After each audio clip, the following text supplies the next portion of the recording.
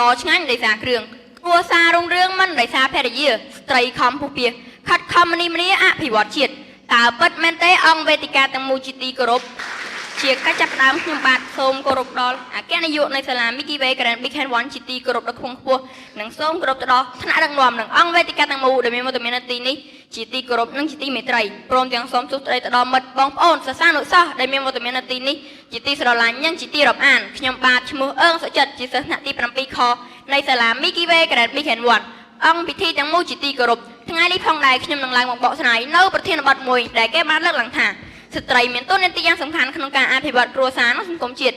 តើស្ត្រីមានតួនាទីសំខាន់អ្វីខ្លះក្នុងការអភិវឌ្ឍគ្រួសារនិងសង្គមជាតិអង្គពិធីទាំងមូលជាទីគោរពក្នុងជីវភាពរស់នៅប្រចាំថ្ងៃរបស់មនុស្សក្នុងសង្គមក៏ដូចជាតាមប្រវត្តិសាស្ត្រតាំងពីសម័យនគរភ្នំរហូតមកដល់សម័យបច្ចុប្បន្ននេះគេសង្កេតឃើញថានារីបានចូលរួមយ៉ាងសកម្មជាដៃគូជាមួយនឹងបុរសទោះបីជាការងារតូចក្តីធំក្តីគេមិនអាចខ្វះដៃគូជាស្ត្រីបានឡើយអាស្រ័យហេតុនេះហើយបានជាមានទស្សនៈមួយលើកឡើងថាស្ត្រីមានតួនាទីយ៉ាងសំខាន់ក្នុងការអភិវឌ្ឍគ្រួសារនិងសង្គមជាតិ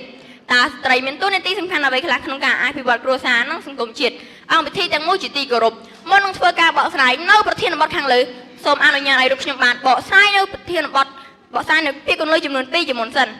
តួនាទីសំខាន់មានន័យថាជាភារកិច្ចឬជាមុខងារយ៉ាងពិសេសដែលពុំអាចអត់បានរីឯពាក្យថាអភិវឌ្ឍមានន័យថាភាពរីកចម្រើននិងធ្វើឲ្យចម្រើនកើនឡើងដូចនេះអត្ថន័យរបស់បទប្រធានខាងលើមានន័យថាស្ត្រីមានតួនាទីនិងភារកិច្ចយ៉ាងសំខាន់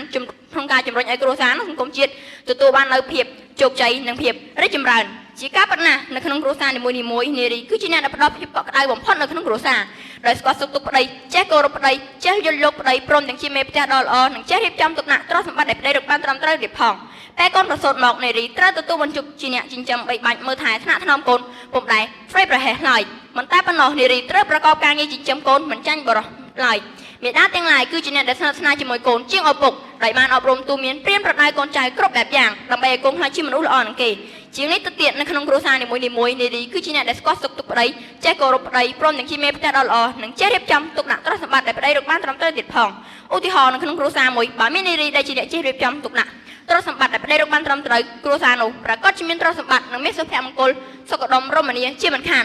ទន្ទឹមនឹងតួនាទីដ៏ធ្ងន់ធ្ងរនៅក្នុងគ្រួសារនារីក៏បានចូលរួមយ៉ាងសកម្មនៅក្នុងសង្គមដែរដូចជានារីដែលជាអ្នកដឹកនាំការងារធំៗបានមិនចាញ់បរិសុទ្ធឡើយ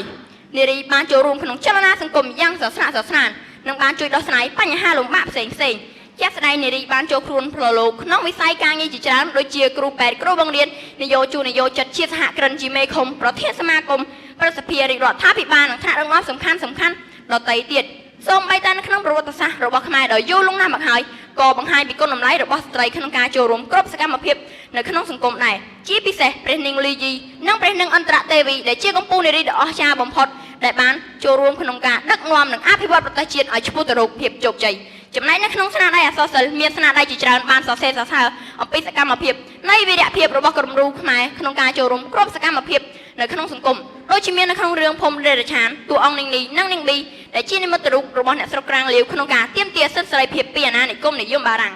សារស្ដីមកតាមការរៀបរាប់នៅប្រធានបទខាងលើយើងអាចទាញបានថាស្ត្រីពិតជាមានតួនាទីក្នុងការអភិវឌ្ឍគ្រួសារនិងសង្គមជាតិយ៉ាងពិតប្រាកដមែនសមដោយសុភាសិតខ្មែរដែលបានពោលថាសម្លឆ្ងាញ់ដោយសារគ្រឿងគ្រួសាររុងរឿងមិនដោយសារភរិយាឬសំណាបយ៉ាងដីស្រីយ៉ាងប្រុសជាដើមក្នុងនាមខ្ញុំបាទជាសិស្សនៃសាលា Mickey Way មួយរូបដែលគាំទ្រស្ត្រីខ្ញុំបាទសូមសំណូមពរដល់ស្ត្រីទាំងឡាយត្រូវតែរក្សានិងប្រកាន់នៅប្រពៃណីរបស់ខ្លួនឲ្យបានខ្ជាប់ខ្ជួនជានិច្ចនិងត្រូវការសិក្សារៀនសូត្របន្ថែមទៀតដើម្បីឲ្យខ្លួនក្លាយជាមនុស្សដ៏មានតម្លៃបំផុតនៅក្នុងគ្រួសារ